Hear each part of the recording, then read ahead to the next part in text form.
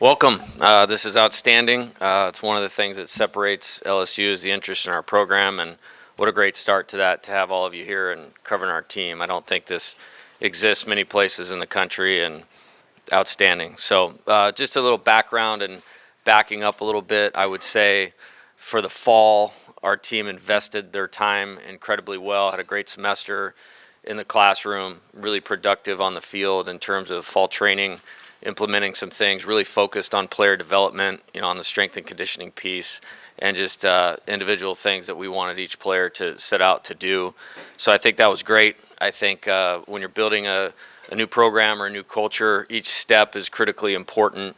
This was our players' first crack with us using December, the month of December on their own. That's really important in baseball when you talk about pitchers ramping up and building pitch counts and being conditioned properly, and I'll give our players a lot of credit for doing a good job with that. We've made the most of our time with the limited hours over the last 2 weeks, and we're productive in that phase. And now we need to get to scrimmaging, full hours of training allotted so we can take the next step in preparing for the season. Looking at what we're trying to do and what we're trying to accomplish, really, putting it into 3 phases. And number 1 is creating the identity, or what I would call our process of winning, and really getting our hands around that and the things that we need to do to be successful, mastering the fundamentals that encompasses, that process encompasses, and then really becoming a connected team with a group of players that will now place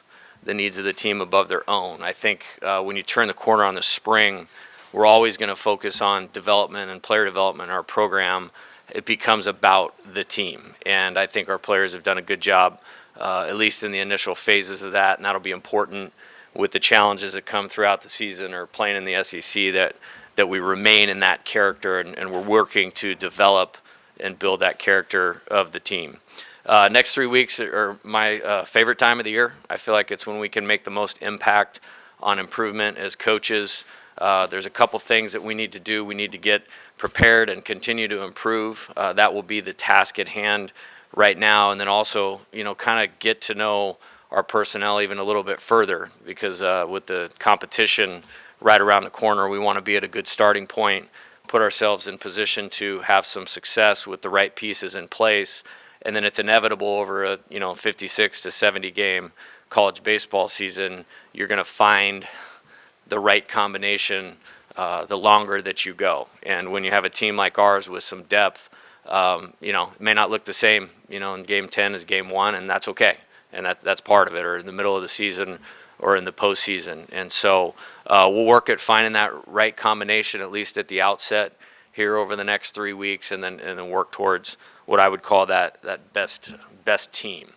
Kind of what I would say has been the best positive so far is the buy-in of the players in terms of what we're trying to accomplish, in terms of their mindset, their improvement, the development of the group. We've had zero resistance on any of that, so I think that's helped us to be productive to this point, and the expectation will be that they continue in that frame of mind and in that positive attitude, so that we can continue making really good strides.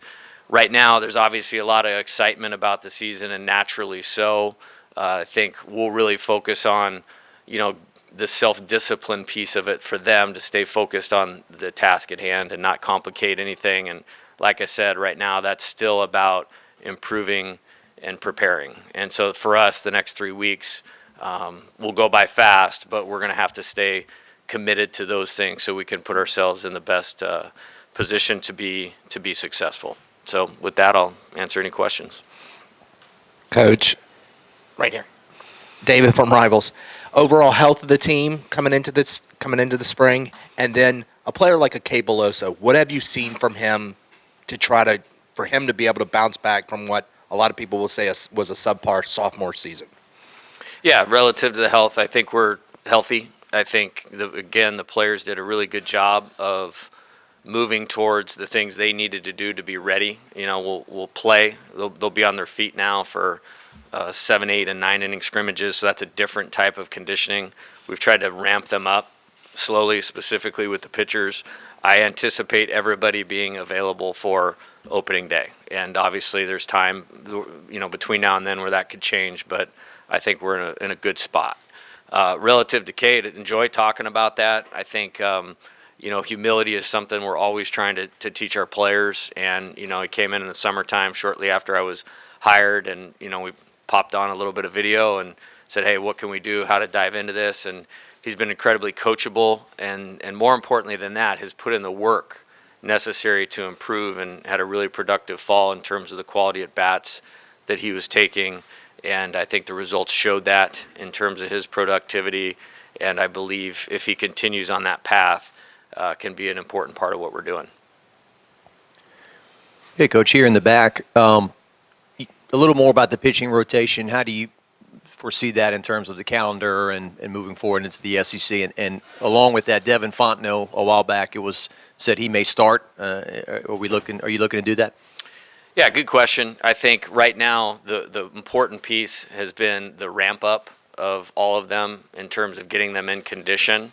And so we've kind of itemized a group of guys that we're going to extend pitch counts with, and then a group of guys that need to be able to maybe go multiple times a week or in one 3-inning bolt, and then wait until they're ready to go again. So in terms of Devin, he's a part of that group that we're extending pitch count. Again, the next 3 weeks are really important, to see where we're at. I think with college-age baseball players, they can change from day to day, and certainly a guy with like Devin's experience, you certainly hope that he's prepared. I have no doubt about his competitiveness. I think he's done some things from an executing standpoint in terms of his pitchability, where I think you'll see some improvements to where he might be able to extend, innings. And again, over the next 3 weeks, we'll kind of see that. Hey, Coach, compared to what you've seen from this year's team, are there any differences between last year's squad and what you're building now? Well, I certainly hope so, and I mean that in terms of improvement. I think what I've always noticed is the biggest jump a player typically makes playing for us is between their first and their second year with us, or their first and second year in college. I think we have a little bit of a benefit of some freshmen playing last year and playing in some high-leverage games. I mean, there was a point in the season where I don't think LSU was in position to make the NCAA tournament, and so every weekend was like a playoff type weekend. And then getting an opportunity to go to a regional and play in 5 games and then participate in a super regional, I hope that they will draw from that experience. And then obviously we don't want them to look the same, physically and certainly not mentally. And I think you'll see that. I think we're counting on, the improvement of those guys. I mean, everything for us is about improvement on a daily basis, and in terms of investing their time well in the fall, I'm excited to see what that looks like. Just curious how you remain flexible when you're trying to solidify pieces in these next 3 weeks. How important is it for you to kind of keep an open mind to everything? Yeah, I think we're very organized in terms of what we're doing with that. Like I said, developing a plan of maybe this group is going to be a twice through the order or starter type pitch count situation. These guys need to be able to rebound faster. Looking at where the pitcher or the position player can be put in a position to be successful. I mean, that's coaching to me. And so we have some work to do on that. And I have faith in a lot of guys. I'm really excited about the pitching staff. I think our offense gets a lot of credit. There's a lot of really talented players that have had a lot of success individually that you guys know about, and I feel like the staff more than held their own, in the fall. And excited to see how those things line up. We're just not there yet, and it'd be disrespectful to any one of those guys to say, hey, this guy's earned this spot. We're just not there yet. Hey, Coach, Jared Paul Joseph, Fox 44 in Baton Rouge. You talked about the offensive players and how players can make a jump from one year to the next. And in the last couple of months, you've given Cade Doughty a lot of praise. What are you expecting to see him jump mentally and physically this season? Yeah, in terms of you're asking about Cade, I think he's a talented player. I'm very familiar with him. I saw him when he was 15 years old. Began recruiting him at Arizona. That probably wasn't very smart that a kid from right down the street that is that good is going to come play at LSU, which now I'm very happy that he chose to do that. very versatile. I think when I look and watch him in the field, the way he moves, he looks like a future major league player in terms of his athleticism, his versatility, can do a lot of things well, incredibly competitiveness, has that makeup to want to get things right, has some real winning type qualities, and can impact the game in a lot of ways in terms of, his ability to impact the ball at the plate, move the offense or manage the strike zone. Is a very good base runner in terms of instincts, running them smart and aggressive, and probably one of those guys that could play every position on the field. So very, very happy he's on our team. Coaching is in this same corner. Megan KTC from Lafayette. You talked about the freshman class from last year, some of the freshman players, but Grant Fontenot and Josh Stevenson, what do you make of their progression or efforts so far? Yeah, I think it's been a crash course for, that first year group of players. They committed here and then there's a coaching change. And so, really tried to get off to a good start with those guys and building, relationships with them. I think there's a number of guys that can make a positive contribution. Grant Fontenot, I think, is the first one that you asked about, has a terrific arm. I think he needs to get some experience behind him and a guy that the next 3 weeks are really important for us to be able to get him out on the mound 4 or 5 times against some really good hitters will really benefit him. Josh Stevenson was the other one. He's a left-handed hitter. He's incredibly athletic. Has a great future ahead of him. And this year, just that outfield is pretty loaded with good players. And so the ability of any of them to continue to take quality at bats, move the offense, and help the team win is kind of where those at bats will go. But I'm really excited about Grant and Josh. I could see why Coach Maneri and his staff recruited them here, and now they need to get some experience under their belt. Yeah, hey Coach, Glenn West with LSU Country up front here. Just I guess talk about your catcher situation. Obviously, you welcome Tyler McManus, with Alex Milazzo. Just what do you think is the group? What do they look like so far? I guess kind of from fall heading into spring. Yeah, when taking the job and analyzing the roster and having to do things quickly, creating balance within the team was really important, and we had the benefit of the transfer portal this year. And so, Tyler being from Louisiana, there was a coaching change at Samford, and I was contacted about him and then quickly looked at some video, assessed our situation, and moved on it pretty quickly. And then again, he's a guy that I give a lot of credit to. We felt like even though he'd been successful, there were some adjustments he would need to make to be successful at LSU or in the SEC or against the great schedule that we're going to play. And he's gone about that in a very professional manner, did a great job behind the plate in terms of managing the pitching staff, catch and throw. Alex is one of the most improved players on the team, in my opinion. He has special skills as a receiver, thrower, blocker. Does a great job building rapport with the pitching staff and keeping those guys in the right lane, and has had a good first couple weeks offensively, and has really bought into the things that he needs to do to be a productive player to help move the offense. And then we're also hoping to get and getting closer to getting Hayden Travinsky back. And so he's certainly a talented player. We did not get to see him do anything in the fall. He'll take his first at-bats today, so that'll be great. And then should be able to move into being able to catch here hopefully next week or the week after. There were 3 players from Arizona that came here, Jacob Berry, Bryce Collins, Riley Cooper. I'm wondering what went into the decision to recruit them to come to LSU, and what did they each contribute to this team? Yeah, I mean, it's an easy one. They're all very good players, very productive players. When you look at Jacob, he was one of the best players in the country, regardless of age level. Last year, one of the best hitters that you'll find in college baseball. When you look at Riley, I pitched 29 times for us last year. I think he got a win in the opening game of the regional. He got a win in the first game of the super regional, and then pitched like an inning or 2/3 or 2 innings scoreless against Vanderbilt and in Omaha. And then with Bryce, it was a really high profile recruit. At the time, was one of the best pitchers we'd recruited to that school, and had Tommy John his first year, and he's missed 2 years, and now he's finally back. So really excited for him. His last 2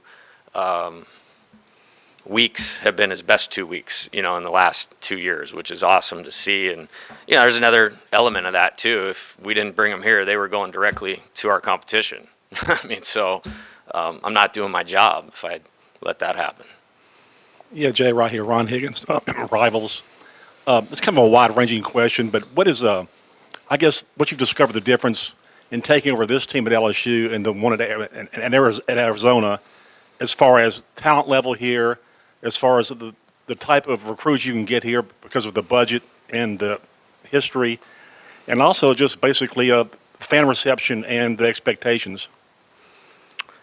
That was like 5 questions in one. Relative to comparison, I kind of feel like I haven't done a lot of that, just because I usually try to go forward instead of backwards. I remember, going there, an initial thought was there was players that could play better than they had, up into that point in their career, and they absolutely did that. I mean, in the previous 3 years, they'd finished like in 6th, 10th, and 8th place, and then we played for a national championship in that first year because of those players' improvement. I mean, that's a team that always, have very close to my heart. And then, in researching, hey, are you going to come to LSU?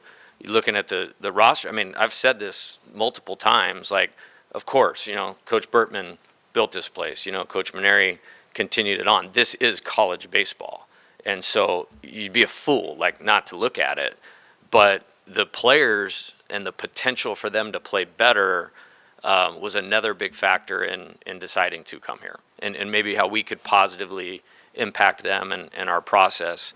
In terms of the other things, the fan base, the reception, having 4,000 people at a fall game, those types of things. I mean, it's awesome, and it allows you to build in a way that you can't at most programs across the country. And I would say most, I mean like 90 to 95%.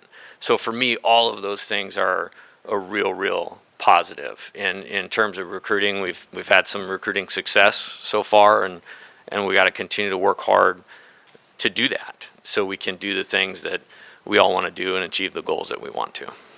Hey, Coach, back here. Brooke Kirchhoffer with WWL in New Orleans. When you first spoke with us, you said you were going to demand a lot from this team. How have you seen them respond to that challenge? And I know you don't want to name names, but is there anybody that's kind of grabbed your attention in the last few months?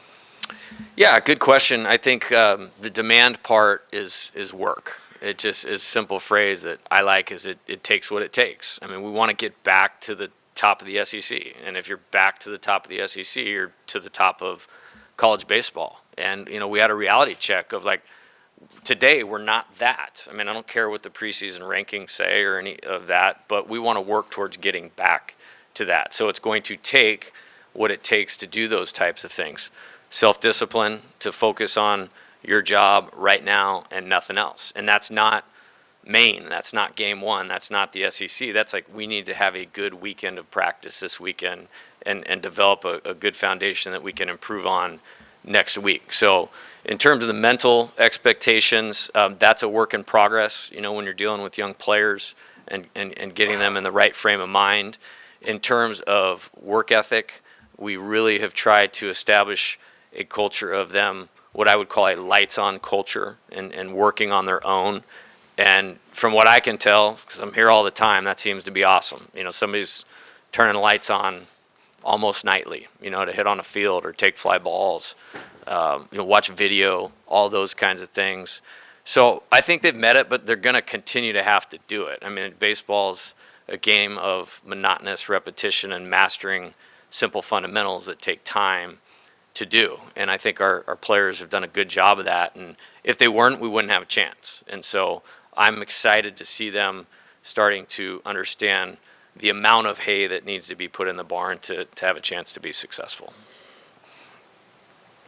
Yeah, over here, to that end, what are you coming to this season saying to the fans who, as you know, are pretty intense about this program? Are you preaching patience, or you feel like, hey, you've done a lot to try to build a program that can win immediately on a large scale? Yeah, I think in my deal, what I would say in terms of promises is the work is being put in to create a brand of baseball and a program for everybody in the state to be proud of.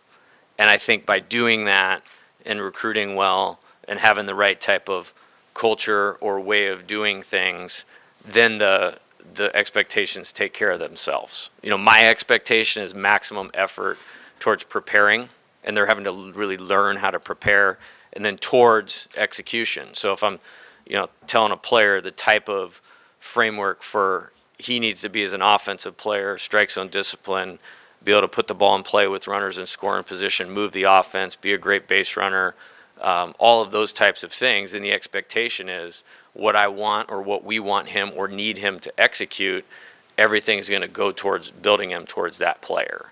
And so when you're doing that on both layers of winning baseball, of recruiting and developing, then I'm very confident in what the results can be. So, I would hope that they'll draw confidence in, again, what I would call our process of winning, and that being really defined and us being really committed to doing the things that championship level teams do. And it's not rocket science. It's paying attention to Coach Bertman's teams, and drawing inspiration from that, or, Coach Maneri and his staff and the way that they recruited, and, some of the best that have ever done it. Augie Garrido. I typed my practice plans in a Word document because I went to Texas one year and saw that's how Augie did it. It's no flash to it, but practice or training shouldn't be flashy, but it should be detailed.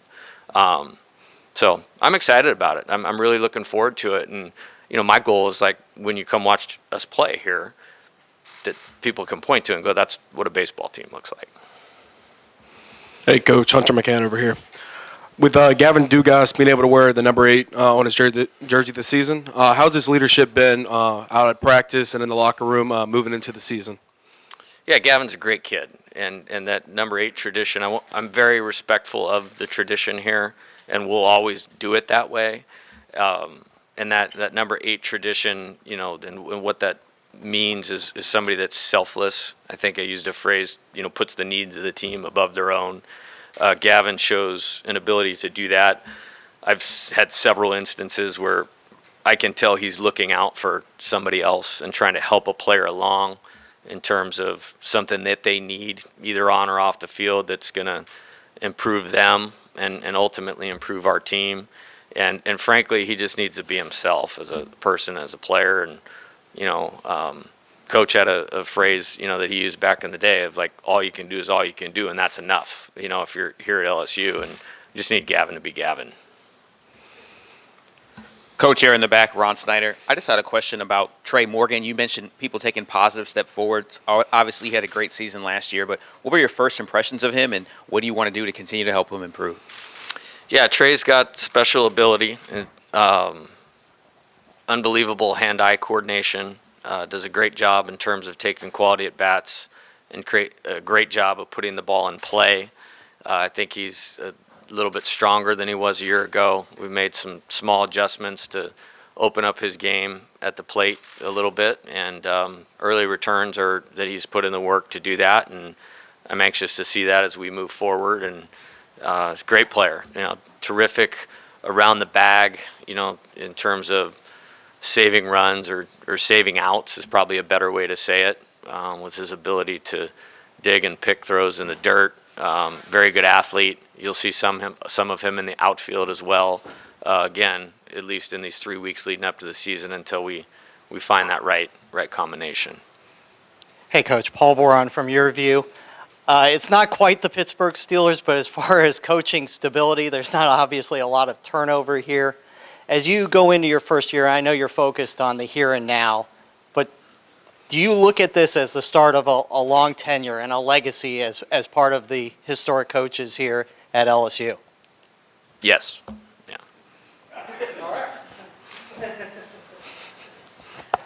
Hey, Coach. Jared Brotman here with the Reveille. I know we kind of mentioned Jacob Berry a little bit earlier, but there's not many players in college baseball at the moment that are as talented switch hitters as he is. He's remarkable from both sides of the plate. Did he develop that at Arizona? Like, where did that come from? Was it in high school? And just what kind of influence has he had on both his teammates and his teammates on him, vice versa? Yeah, in terms of the switch hitting thing, and I think this is something I've learned, is hitting's hard, so to manage both sides is really hard. I think a couple things that help him with that is he started at a young age, and he has a very simple swing and a really sound fundamentals, and he's incredibly strong, and with an aluminum bat in his hand and all of those qualities. He sees the ball really good, has great plate discipline, so the pitches he swings at are usually ones he can impact and equal right and left. He's great from both sides. So in terms of that, I mean, with any of the transfers, whether it was, Jacob, Riley, Bryce, Eric Reiselman, Tyler, I mean, it's their job. It was their job to come in and earn the respect of their teammates. And the guys that we brought in have done a great job of that, all of them. Jay, NIL was starting right as you got here. How have you approached that when you're recruiting players? Is it something that you discuss, and have you found that the guys that you're recruiting are interested in learning about that during the recruiting process? Well, I think they're definitely interested in it, for sure. I think there's a platform here that, again, doesn't exist at many other programs in terms of the interest in this place. I mean, this deal right now is not happening at very many programs today. And so for our players, there's an unbelievable platform to create value for yourself. And in the past, it's always been, we need to improve to get you prepared for professional baseball and do it that way, which that's not going to change. But then you have this deal over here where, you can create earning value for yourself while playing at LSU. And so that's exciting. And I think it's great that our players have that opportunity, and I think it's the new way, and it's going to be very impactful for us. Yeah, Jay, Ron Higgins' Rivals. Going back to Trey Morgan about experimenting the outfield, I guess what in your mind kind of allows you to do that? Since he saved so many outs last year, has the infield gotten better with more accurate throwing? Has Cade Beloso developed enough to where you're comfortable to do that? Just talk about the. Yeah, that's a great question. I think it's more of a sum of the parts. I'm going back to Coach here, and I really paid attention a long time ago. He would always say he wasn't going to play just the best 9 players. He was going to play the best 9 collectively. And so I've wasted a lot of legal pad paper over the last couple months of, combinations, offense, defense, save runs, create runs, balance in the order left-handed and right-handed. So it's more of a global look that, I'm not doing my job if I don't take a look at all of those possibilities, and we'll land where we're supposed to. I mean, he's definitely going to still play first base. Maybe all the time, but I think we need to look at this. We talked about Cade, that helps us do that. But again, that left-handed, right-handed combination, trying to get the best offense-defense combo in there. Just don't want to be closed-minded about that. Coach, every LSU baseball season, it always seems like there's this player that comes out of nowhere. Could you see a player like a Jack Merrifield being that guy and coming in and contributing? Yeah, I really like Jack a lot. I think he had a really good fall for us. He can make a good contribution on offense and defense. He played down at LSU Eunice. One of the most prepared players on our team in terms of things he needs to do. He has great awareness of the things that he can do and can't do. And I'm really excited that he's here. Coach, talking to one player specifically from last year to this year, they mentioned that with your arrival and the staff's arrival, there was a bit of a pressure break, but that the expectations of them were actually greater. Could you explain how maybe that would happen for a player that's kind of making that transition along with you? Can you repeat that question? Yeah, I think just the idea that there's not as much pressure to perform, but the expectations to perform are greater. So it's almost like, I know how I would answer it. I'm just curious how you would answer that. Yeah, I'll do the best I can. It's PE major, so I gotta be careful on this. I would say, for me, and I mentioned this a few minutes ago, the expectations need to be clear. And what is that? It's maximum effort towards preparing. And a lot of them maybe didn't have a good foundation of preparing. But if you don't show up ready to do what we're going to get done that day, that's where there's going to be an issue, whether that's training, whether that's weightlifting, whether that's game day. And then towards execution. Baseball is really hard, and failure is a big part of it. So the preparation is the only piece of it that you can control. But to execute, you have to master that. And then you have to give everything you got towards getting the thing done right. And so I think what we're trying to do is simplify it to that. And then everybody, it's pretty simple. You ask a question, hey, anybody want to go to the College World Series? Okay, everybody want to, win the SEC or win a national championship? Yeah, hands go up. Great. Okay, that goes without saying. Let's do the things that we need to do to create a lot of positive energy about what we're doing and create opportunities like that for our team. And just keep it in that lane. Easier said than done, and it's just it's maturity that allows players to be able to do that. Jay, I'm sure you've been asked and thought about it 1,000 times, but with it just being weeks away now from your first time under the Friday night lights at Alec Box Stadium, how do you feel and how do you think you're going to feel that night? Yeah, I think excited. It's, again, this is a special place when it comes to fan support, fan engagement, energy around the program. And, the first time I see Dylan Cruz walk up to the plate with 2 runners on, I'll be pretty excited, I'll tell you that. So, yeah, I can't wait. I can't wait, but again, I got to practice what I preach of that's there and that's going to be there, but we have a lot of work to do till we get there. So my messaging to the players is I'm going to have the self-discipline to focus on this so that we're best prepared when that time comes. Then everybody sees that brand of baseball that we're talking about. Hey, Coach, what are your impressions of Drew Bianco, a guy who's a veteran presence, who's had ups and downs, but obviously last year in the postseason really seemed to find his stride? Yeah, I think, mentioning the postseason, he was a big reason, Drew was a big reason that LSU was successful in that regional. And, my impressions were limited in the fall because he was hurt. He missed the entire fall. Really has done a good job of getting back to health. And just like Travinsky, I'm going to see him take his first at bat today. Early in the 2 weeks of limited work we've been able to do, the positional versatility thing is really helpful. He can do a number of things defensively. I think he's a competitive kid, and so those are qualities that we'll lean on as we're trying to find that right combination. And that's not just a starting lineup or top 12. It's when you have a guy that can move from the outfield to the infield and multiple spots in the infield, can run the bases really well. He tells me he's the best base runner on the team, so I'm excited to see that today. He can be a helpful player for us. Obviously, you've been a head coach before at various stops, but I'm wondering what has been your biggest learning curve specifically in coming to LSU? Yeah, I think it's a good question. I think always just really buying into myself of what I know that we need to do to be successful. And the best thing I can give our players is to be myself and be committed to focusing on the task at hand. And so I don't know if it's a learning thing yet. It's just doubling down on that commitment. You mentioned Dylan, who we surprisingly haven't talked about yet. Yeah, what is wrong with you people? Seriously. When you have a player like that already on this team, what does it sort of do for y'all as a team, and what do y'all, as a coaching staff, kind of work with him when he is advanced already as he is as a hitter?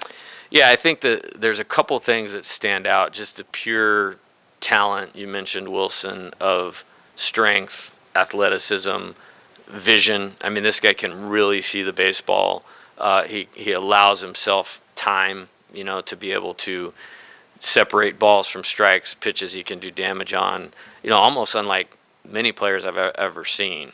But he carries himself with a lot of humility. I mentioned the lights on culture. You can start building a solid foundation when your better players are the ones establishing that.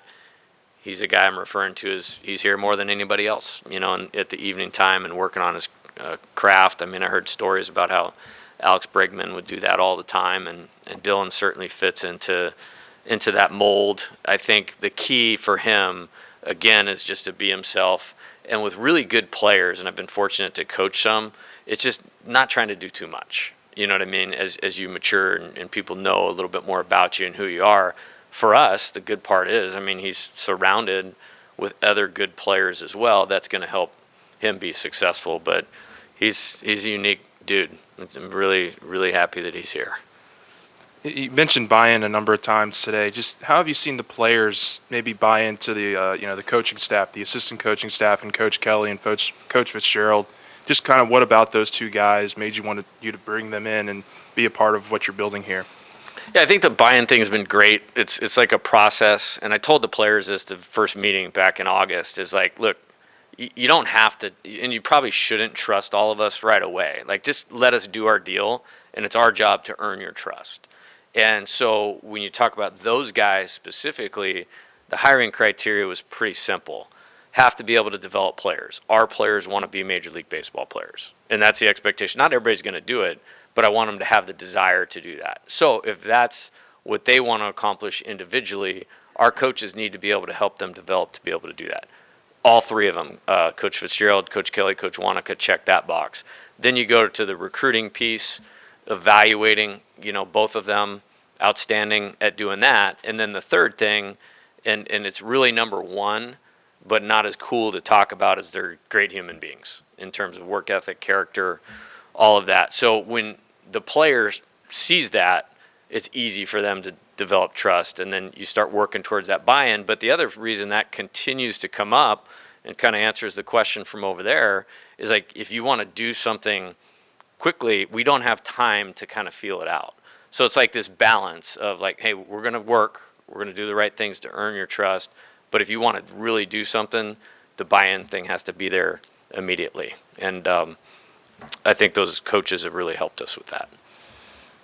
We've seen the flurry of activity with the portal in football. I'm just curious, how do you see it working in college baseball? Do the numbers and the money kind of shrink that activity, and how do you like to approach it? I think it's kind of it is what it is, and regardless of what changes in terms of NCAA legislation, I don't spend much time thinking about, like, do I like it? Does it help us or not? You got to kind of figure it out and go with it. And so in this case, it was coming down the pipe. We had things on our team that we needed to improve. We used it to our advantage. I think the longer we go, who knows how it goes. I think something that's important to me is we will coach every player on the roster. Every single guy will get attention relative to their development. And so hopefully they see that that's the best path for them and want to stay here and be a part of what they're doing with guys that they're developing strong relationships with. And then if we have a need where, hey, we missed in recruiting, you got hurt on the draft, and that players out there that this is an attractive option for them. Coach, back here in the back, you've listed 46 players. I know you got a limit at 40. What happens to those 6? How tough is that going to be to get down to 40? And secondly, from 1 to 9 on offense, are you confident that teams won't be able to pitch around Dylan Cruz, Jacob Berry, Cade Doty, and the like? Yeah, in terms of the first one, we're pretty close to where we need to be. Everything's been communicated, but you don't have to declare until the first game. And we need to go hard in these 3 weeks. We need to develop the team. And so we are carrying some guys with the expectation that they are going to go off the roster or redshirt. So everybody knows what the situation is. We're really down to like, hey, maybe one spot where we got to do it. And that's been communicated to those players as well. And so we're right where we need to be. I'm not going to elaborate on that anymore at this time because it's not fair to those players. And then as far as the lineup, there's a lot of good pitching in the schedule that we're going to play. And so it's great to have that talent, but they have to be committed to take the type of at-bats that are going to allow their talent to show up as skill. And so we have a lot of work to do on that. I'm excited about the talent, but we have to put in the work and take the at-bats worthy of making it tough on the opposing pitcher.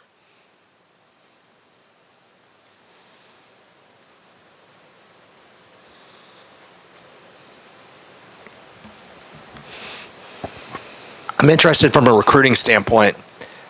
I know you can't talk about specific players or anything like that, but there's been a lot of national recruiting as of late.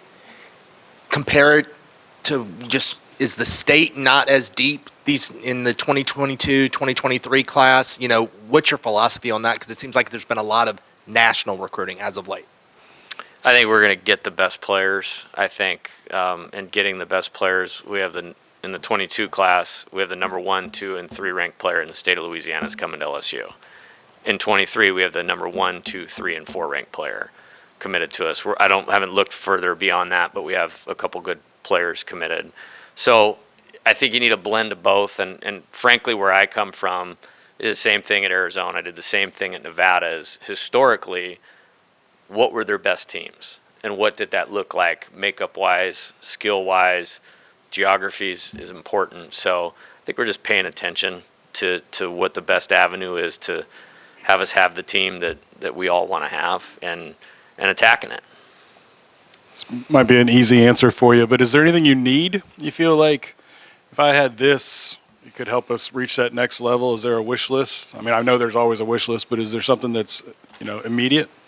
Yeah, I think really excited about practice today and having my 4 hours on the field. Yeah, I'm very thankful for what we have here. And I think with how we're road mapping the program, I would say, we have what we need to be successful. That being said, it's definitely an arms race, and we can thank Coach Burtman for starting that and the facilities being built and all those things. I got a meeting on Monday, and we're looking to go to the next step, in those types of things. But it'll be by design and what's really needed for us to be successful. We got a great administration. I'm in contact with them constantly on those types of things that our players have what they need to be successful. But, I like this place. It's pretty nice. I haven't had one recruit walk in here and go like, this is a dump, like this was the first standard, and so we'll do what we need to do to keep up and all those types of things. But, I also want players that want to be here for the right reasons and want to be major leaguers and want to help LSU win a national championship. So, I don't know. Hey, Coach, just a bit of a more lighthearted question for you. I noticed the pinstripes yesterday in the team photo. Can we expect those to be a primary uniform for the team going forward, or any uniform indications you can give us for this upcoming season? Yeah, the uniform indications are we're not going to change much because they look really cool. And then when you flip on a college baseball game, and you see the purple jersey, you immediately know that's LSU. You see the gold jersey, that's LSU. The old style uniform with just the L, I mean, those are just cool. Like, those are awesome. Love pinstripes, and then the whites and the grays are good too. So excited to roll them all out at appropriate times. I usually leave the picture details to somebody else and focus on the baseball. And so I don't know. We'll have to see how that all turns out. I hate to keep this train going, but I will. Do you let your pitcher pick? Depends. Okay. Yeah. I don't know that we're there right now, but we might get there. Anyone else? We have time for one more.